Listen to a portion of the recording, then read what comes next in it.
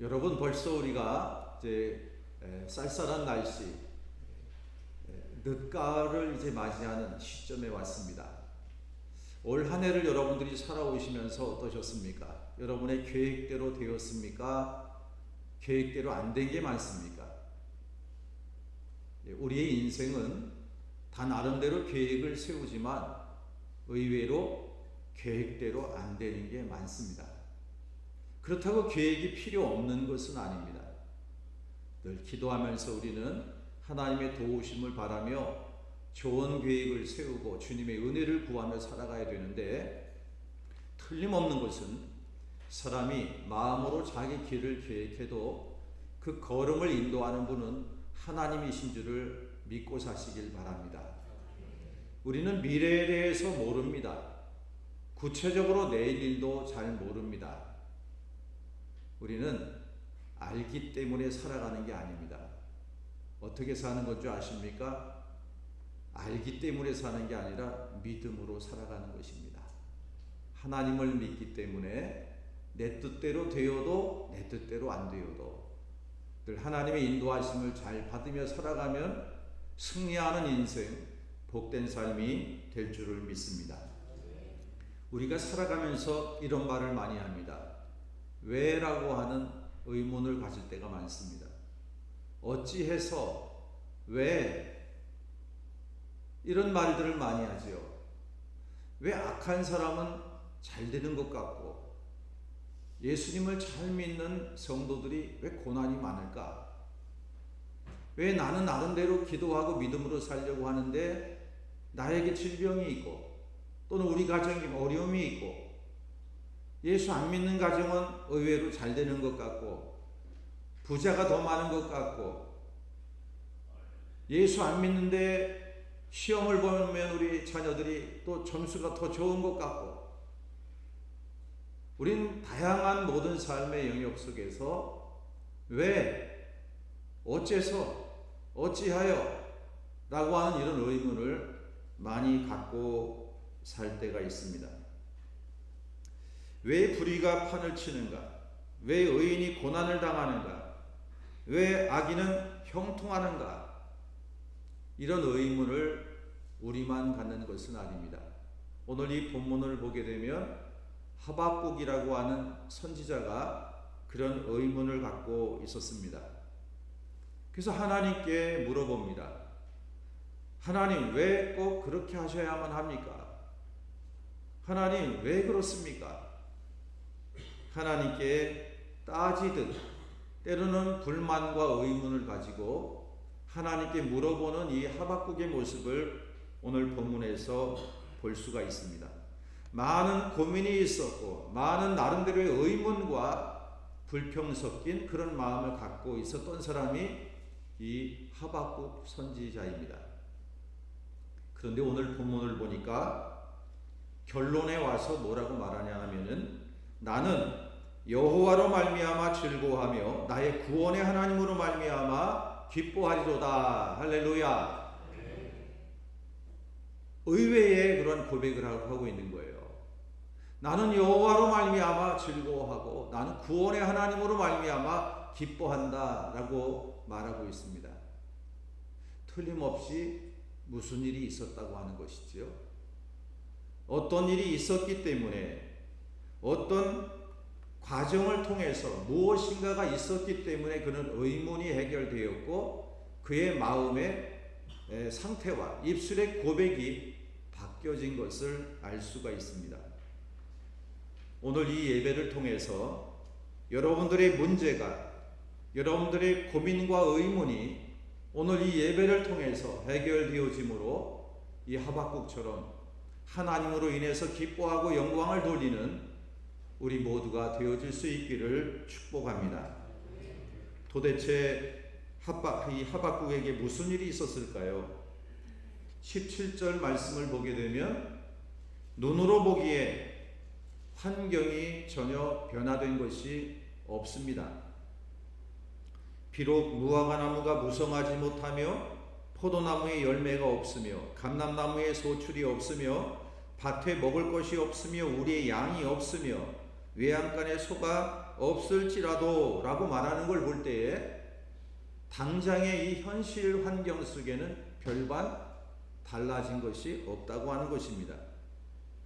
그런데 이 과정 중에 뭔가 앞에 엄청난 이 의문이 해결되어지는 무엇인가 답을 주는 그러한 역사가 있었다고 하는 것을 우리는 알 수가 있습니다. 도대체 무슨 일이 있었을까요? 바로 하나님의 음성을 들었다는 것입니다. 하나님의 음성을 들음을 통해서 의문이 해결되어졌습니다. 장차 앞으로 어떻게 되어질지를 알게 되었고 궁금한 부분이 풀어졌습니다. 하나님의 계획을 알게 되었습니다. 그래서 이 선지자는 크게 기뻐하며 하나님을 더더욱 신뢰하는 그 믿음을 가지고 기뻐하며 찬양하는 이 모습을 볼 수가 있습니다. 이 하박국 선지서는 BC 612년부터 605년에 이르는 7년 동안 선지자로 사역한 사람이 하박국입니다. 당시 고대 근동 지역의 정황은 아수르 제국을 멸망시킨 바벨론이라고 하는 나라가 급부상을 하면서 이 정계 전체 이 세계를 주도해 나가는 그러한 강대국으로 떠오른 나라가 이 바벨론입니다. 바벨론은 이 여세를 몰아서 BC 605년에 갈그미스 전쟁을 일으키면서 애굽까지도 정복을 했습니다. 전 세계의 가장 강대한 나라로 떠오르기 시작하는 이 모습 속에 남유다라고 하는 이 작은 이스라엘 민족은 풍전등화 속에 주변 정세를 살피며 어디에 조공을 바쳐야 되는가 굉장히 위태로운 상황에 놓여 있는 것이 바로 하박국이 속해 있는 이 남유다의 모습이었다는 것을 우리가 이 분위기를 알아야 될 것입니다. 그런데다가 국내 정세는 어떠했는가? 통치자들은 백성을 압제하고 착취했습니다. 강대국의 조공을 바쳐야 된다는 이유로 백성을 늑탈했고 공의를 외치는 많은 주의 종들을 잡아 죽였습니다. 그런가 하면 백성들 도덕은 땅에 떨어져서 우상 숭배에 빠져 있었고 하나님을 섬기는 일에 멀어졌던 그러한 이 이스라엘 백성들의 모습을 보게 됩니다. 하박국 선지자는 하나님을 향해 질문을 하고 있는 것입니다. 어느 때까지 악인의 활동을 그대로 내버려 두시겠습니까? 영안이 열려있는 영적인 분별력이 있는 이 하박국은 아무리 이 정치 전체적인 그런 상황과 국제 정세와 국내 백성들의 모습을 볼 때 죄악이 관영한 세상을 볼 때 곧 망하겠구나. 참 이대로 있으면 안 되는데 하는 이 안타까운 마음을 갖고 있었는데 하나님께 아뢰는 것입니다. 하나님, 이 악인들의 활동을 언제까지 보고만 계실 것입니까? 이렇게 기도했을 때 하나님께서는 응답해 주셨습니다. 어떻게 응답하시느냐? 유다가 점점 부패하고 또 불의가 판을 치고 있는 이 상황 속에 기도했는데 그 응답은 의외에 바라지 않는 응답이 왔습니다. 하나님 말씀합니다. 내가 방관하지 않고 있다. 내가 일을 시작할 것이다.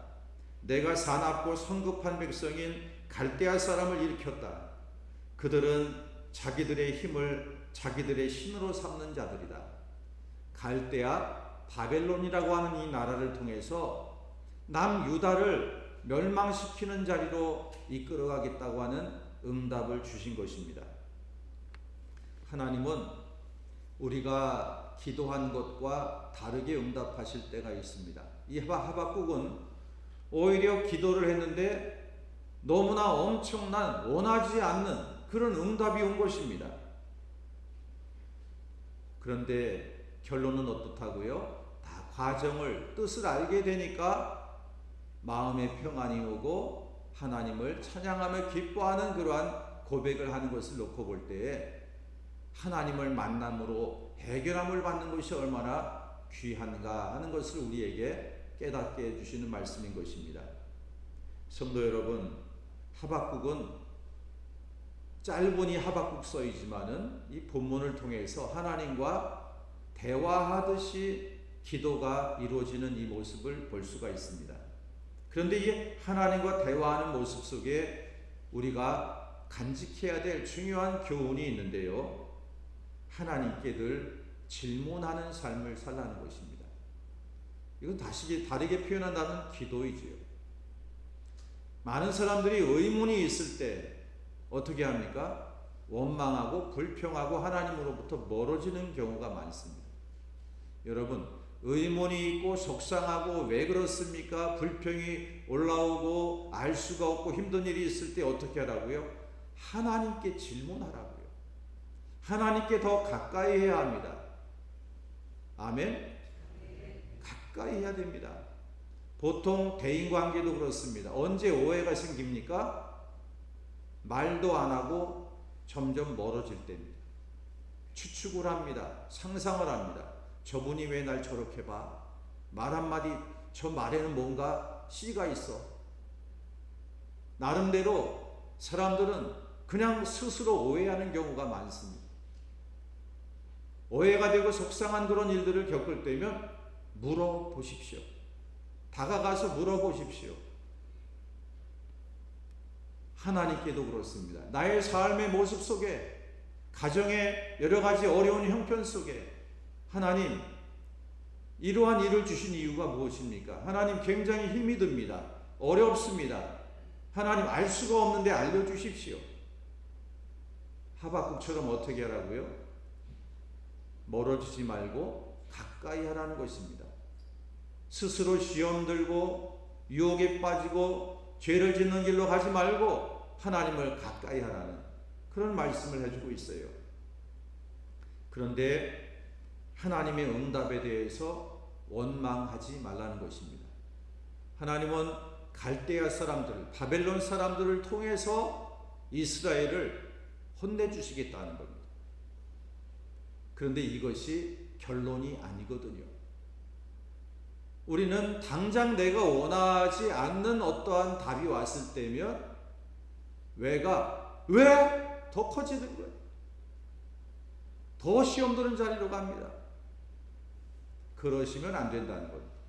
하나님께 기도를 드렸고 하나님이 응답하셨다면은 내가 받아들이기 어렵지만은 나름대로의 이유가 있고 하나님의 계획이 있는 줄 믿으시길 바랍니다. 그래서 하나님 중심으로 사고하는 게 중요한 거예요. 내 중심적으로 생각하는 게 아닙니다. 문제 중심적으로 그것을 바라보고 풀어가는 게 아닙니다. 어떤 일이 있을 때면 하나님의 시각으로, 하나님의 관점에서 이것이 어떤 숨겨진 하나님의 의도하는 계획이 있다는 것을 우리는 알아야 되는 것입니다. 그리고 하나님의 계획은 하나님의 자녀들에게 틀림없이 좋은 결과를 주시는 좋으신 하나님인 걸 여러분 믿으시기를 바랍니다. 예수님이 마태복음에서 이런 말씀을 하시지요. 부모에게 자녀가 떡을 달라고 하는데 누가 돌을 주겠느냐? 생선을 달라고 하는데 어찌 뱀을 주겠느냐?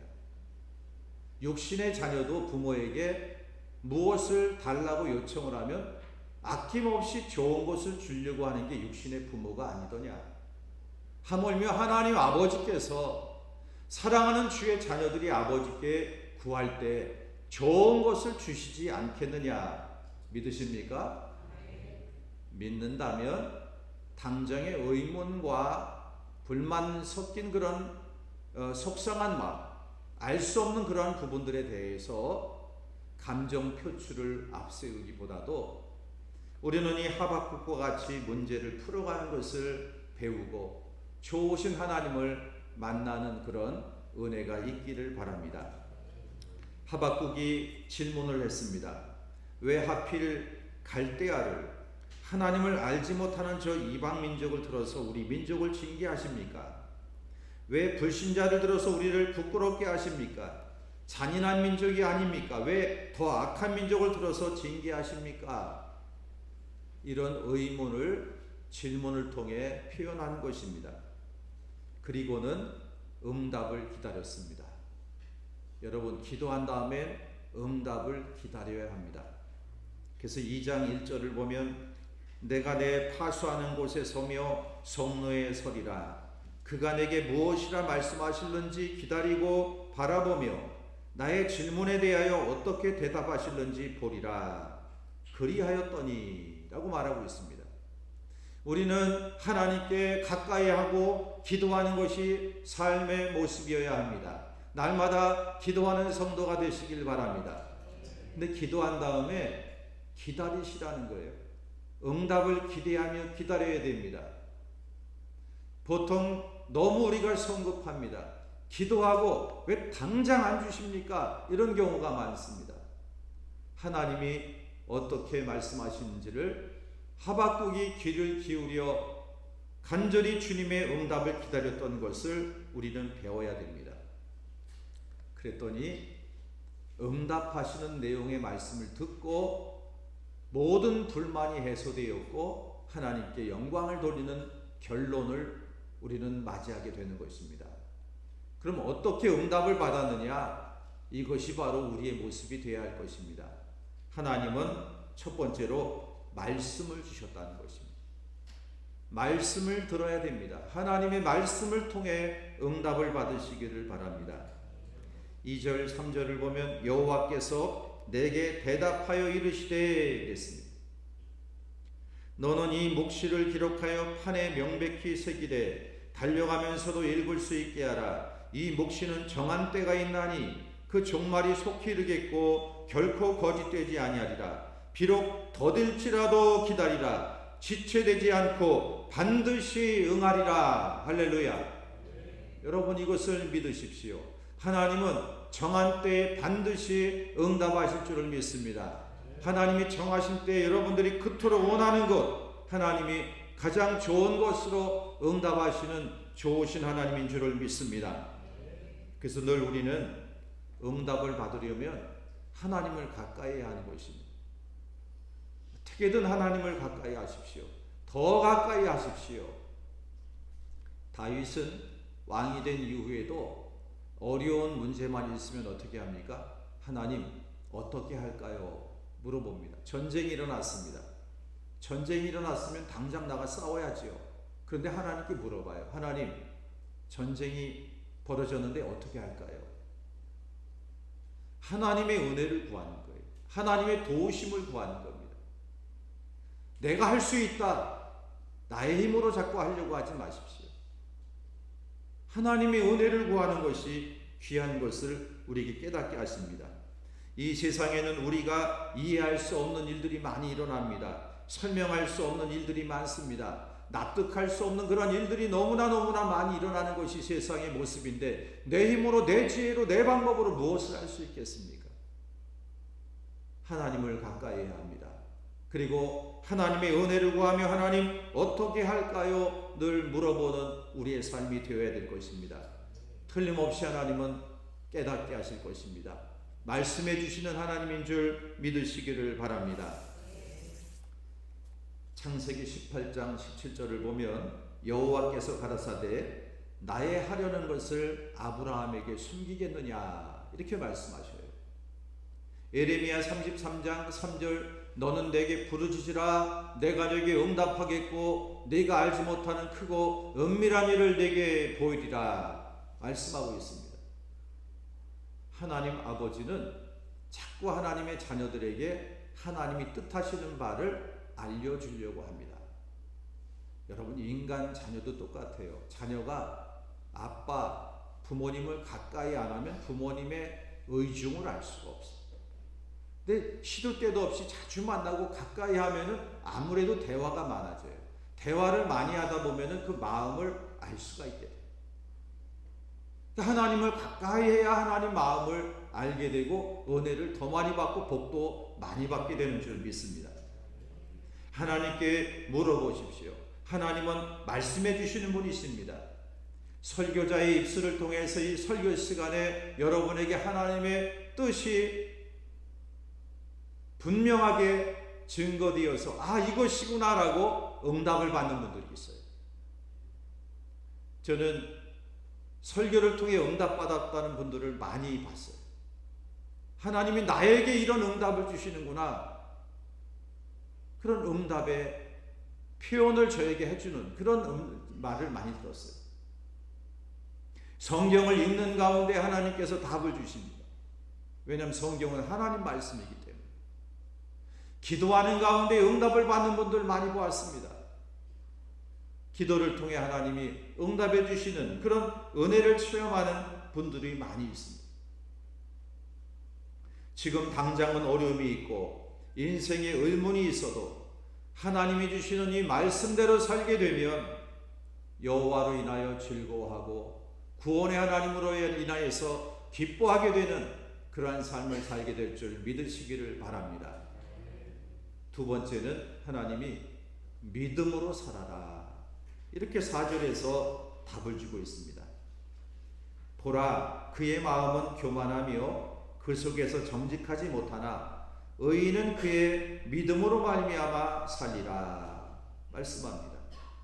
이 시대에 많은 사람들이 마음에 교만이 있습니다. 정직하지 못한 사람들이 많습니다. 그러나 의인은 믿음으로 사는 거다.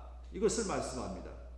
불의한 것, 의문이 있는 것, 마음에 안 드는 것, 죄인들의 삶의 모습, 남들에 대해서 관심 갖고 남들에게 이러쿵저러쿵 하는 것보다도 남들은 그렇다 치고 우선 중요한 게 뭐라고요? 너는 믿음으로 살아라. 이것이 답이라는 거예요. 너무 남들 어쩌고 저쩌고 남이 집 어쩌고 저쩌고가 아닙니다. 나는 믿음으로 사는 게 중요하다는 거예요. 네가 믿음으로 살아라. 이 세상은 어차피 불의하고 죄악이 관영한 세상이기 때문에 하나님이 답을 주시는 것입니다. 믿음으로 살라. 여러분, 믿음으로 산다는 것은 첫 번째 주신 답과 연결이 되는 거예요. 믿음으로 산다. 이게 무슨 의미입니까? 하나님의 말씀대로 사는 것이지요. 그래서 들은 말씀, 그 말씀대로 사는 것이 믿음으로 사는 것입니다. 개중에는 하나님 말씀을 떠나 상관없이 자기 믿음으로 살면서 믿음으로 산다고 해요. 그것이 아닙니다. 하나님의 말씀을 붙들고 사는 거예요. 우리가 잘 아는 히브리서 11장, 이 믿음장을 보게 되면 10장 마지막 부분, 11장 믿음장 맞이하기 10장의 마지막 부분에 보게 되면 어떤 말씀을 하느냐? 의인은 믿음으로 말미암아 산다. 오늘 이 본문을 인용을 해요. 그리고 믿음의 사람들 하면서 소개하는 모습을 볼 수 있어요. 여러분, 우리는 주님 만나는 그날까지, 천국 가기까지 이 땅에서 사는 동안 우리는 믿음으로 사는 거예요.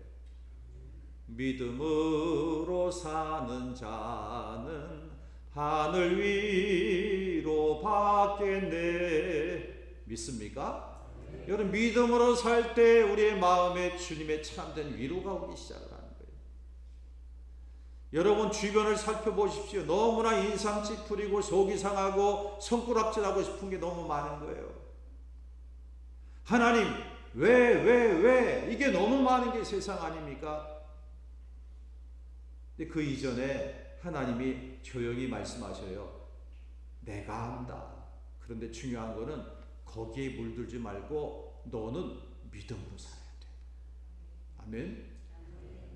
이것을 우리에게 답으로 주고 계신 것입니다. 그래서 히브리서 10장 38절부터 보면 오직 나의 의인은 믿음으로 말미암아 살리라. 또한 뒤로 물러가면 내 마음이 저를 기뻐하지 아니하리라 하셨느니라.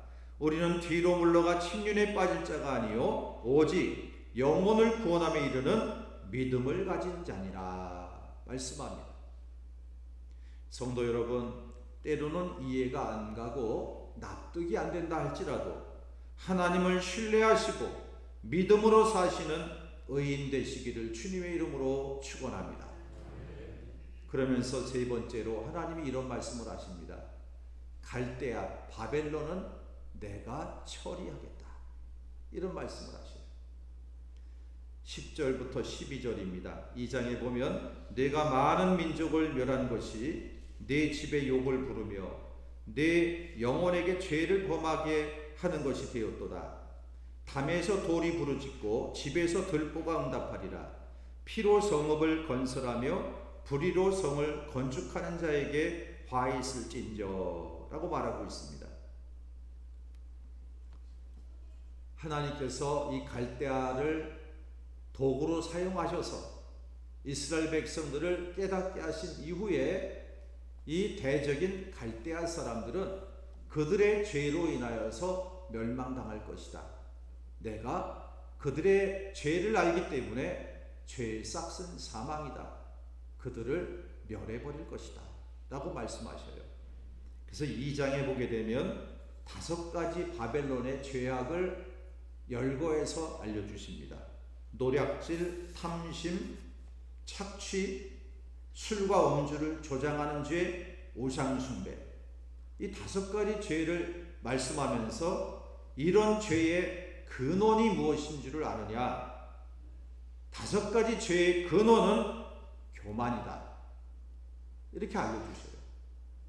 그래서 2장 4절 5절을 보시면 보라 그의 마음은 교만하며 그 속에서 정직하지 못하나 의인은 그의 믿음으로 말미암아 살리라. 그는 술을 즐기며 거짓되고 교만하여 가만히 있지 아니하고. 2번이나 교만을 지적합니다. 교만하면 어떻게 되느냐? 줄줄이 열거된 다양한 죄를 짓게 된다는 거예요. 교만 자체도 죄지만 교만으로 인해서 많은 죄를 짓게 된다는 거예요. 그래서 하나님께서는 이 갈대아 사람들을 도구로 쓰실 뿐이지 결국은 이 갈대아인들을 내가 멸해버리겠다. 그래서 어떻게 됩니까? 역사 속에 하나님은 메데파사를 통해서 바벨론을 멸망시켜 버리십니다. 하나님은 하나님이 약속하신 대로 일을 이루어 가시는 모습을 볼 수가 있습니다. 그리고는 하나님이 이제 결론적으로 말씀합니다. 하나님의 영광을 나타내실 것이라고요. 그래서 하나님께서는 14절에 이는 물이 바다를 덮음같이 여호와의 영광을 인정하는 것이 세상에 가득함이니라. 지금은 하나님이 어디 있느냐? 하나님을 조롱하고 하나님을 우습게 여기고 하나님이 안 계신 것처럼 살아가지만 이 인류의 역사의 흐름 가운데 보게 될 것이고 필경에는 물이 바다를 덮은 것 같이 여호와의 영광을 인정하지 않고는 견딜 수 없는 모든 이들이 하나님의 하나님 되심을 인정하고 하나님께 영광을 돌릴 수 있는 그날이 반드시 올 것이다 라고 말씀하고 있습니다. 성도 여러분, 현재 마음에 고민이 있고 삶에 시련이 있다면 하나님을 바라보시고 그 하나님을 신뢰하시기 바랍니다. 내 뜻에 맞추지 마시고 하나님의 뜻에 맞추어 사시고 하나님의 계획이 어디에 있는지를 기도하면서 묻고 구하며 살아가시길 바랍니다. 그러한 가운데 마음에 주님의 위로가 있고 주님의 평안이 있고 주님이 힘이 되어주시는 놀라운 은혜를 체험하게 될 줄을 믿습니다. 그래서 결론적으로 이 하박국은 이렇게 고백하는 것입니다. 여호와로 인하여 즐거워하며 구원의 하나님으로 인하여 기뻐하는 것이 성도의 삶이구나. 이걸 깨닫게 된 거예요. 그래서 마지막 부분에 이렇게 고백하지 않습니까? 주 여호와는 나의 힘이시라. 나의 발을 사슴과 같게 하사 나를 나의 높은 곳으로 다니게 하시리로다 라고 고백을 합니다. 의문이 있었고 불만이 있었고 불평의 마음이 올라왔었지만 이처럼 하나님의 말씀을 듣고 하나님의 뜻을 깨닫게 되었을 때에 그의 마음에는 진정한 위로와 평안과 소망이 생긴 것입니다. 그래서 하나님이 나의 힘이십니다. 주 여호와 하나님이 나의 힘이십니다 라고 고백을 합니다. 나의 발을 사슴과 같게 하사, 이것은 위험이나 불안한 환경 속에서도 넘어지지 않도록 붙들어 주시는 은혜를 말하는 거예요. 사슴이 균형을 잘 잡거든요. 늘 하나님이 붙들어 주시는 그 은혜를 말해주고 있어요. 나를 나의 높은 곳으로 다니게 하시도다. 이것은 절망 속에서도 승리와 이 안정으로 인도하시는 하나님의 은혜를 말씀해주고 있는 것입니다. 우리 모두가 믿음으로 사셔서 날마다 우리를 붙들어 주시고 승리와 안정으로 이끌어 주시는 주님의 은혜를 알고 모든 성도님들 왜 어째서 불신앙, 불순종 또는 불안한 마음 이런 거 다 하나님께 맡기시고 주 여호와 하나님이 나의 힘이십니다.